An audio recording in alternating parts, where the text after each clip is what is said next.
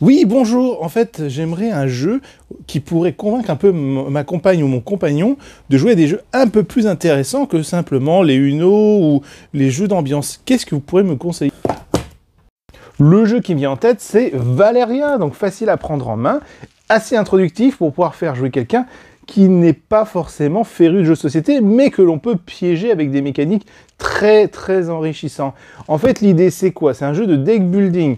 C'est-à-dire que vous allez acheter au fur et à mesure, au milieu de la table, des cartes pour améliorer votre deck, sauf qu'au lieu d'avoir un deck que vous mélangez, il est déjà sur table. Et en fait, ce qui va se passer, c'est que vous allez lancer des dés tous les tours, 2 dés, qui va déclencher potentiellement jusqu'à 3 effets de cartes différents pendant son tour et le tour des autres joueurs. C'est-à-dire que même si vous jouez vous jouez quand même, parce qu'en fait, vous allez récupérer des ressources potentiellement pendant le tour des autres joueurs. Vous avez des bâtiments, je sais pas, d'une valeur 5, et quelqu'un fait 5, il va déclencher son effet. Donc, il n'y a jamais de temps mort. Et même si vous pouvez rien récupérer, vous récupérez quand même quelque chose. Il y a toujours moyen de récupérer une ressource si on ne produit rien. Donc, c'est toujours bien équilibré. Il n'y a jamais de temps mort.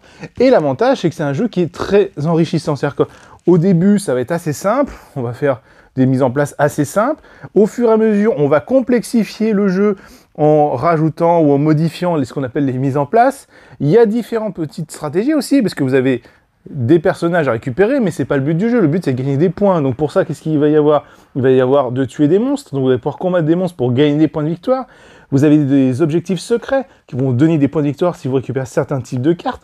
Mais vous avez aussi les monuments, des grandes merveilles que vous allez pouvoir acheter, qui vont donner des effets de partie immédiats et souvent des points de victoire en fin de partie. Donc voilà, plein de petites combinaisons assez simples, assez ténues et qui sont pas non plus trop compliquées à prendre en main pour quelqu'un qui n'est pas joueur. Et en plus, si quelqu'un connaît le jeu, il est facilement explicable. Voilà, et directement, vous pouvez vous mettre la personne à la table et on joue directement. Et si par contre vous n'avez toujours pas réussi à convaincre votre compagne ou votre compagnon, sachez qu'il joue tout seul.